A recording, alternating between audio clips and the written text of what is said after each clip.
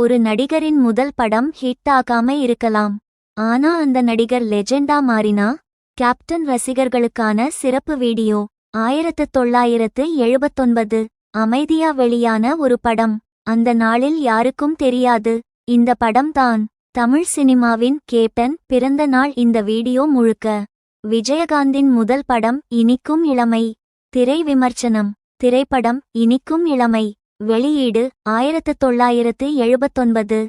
நாயகன் விஜயகாந்த். முதல் திரைப்படம். ஜானர் காதல், சமூக நிஜம். இது ஒரு மாஸ் படம் இல்லை.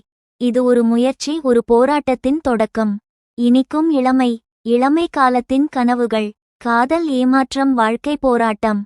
ஒரு சாதாரண இளைஞன் வாழ்க்கையில் இடம் தேடுறான், காதலிக்கிறான், தோற்கிறான், மீண்டும் நிமிர்கிறான். நிஜ வாழ்க்கை கதையாதான் இந்த படம். இது விஜயகாந்தின் முதல் படம். பஞ்ச் டயலாக் இல்லை, மாஸ் என்ட்ரி இல்லை, ஹீரோ பில்டப் இல்லை. ஆனா கண்களில் நேர்மை, நடையில் தைரியம், உடல் மொழியில் கம்பீரம். அப்பவே இந்த ஆளுக்கு ஹீரோ மெட்டீரியல் இருக்கு னு சினிமா உணர ஆரம்பிச்சது.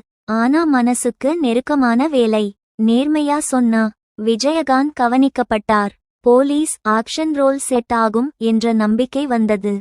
இதுதான் சட்டம் ஒரு இருட்டரை க்கு வழி போட்ட படம்.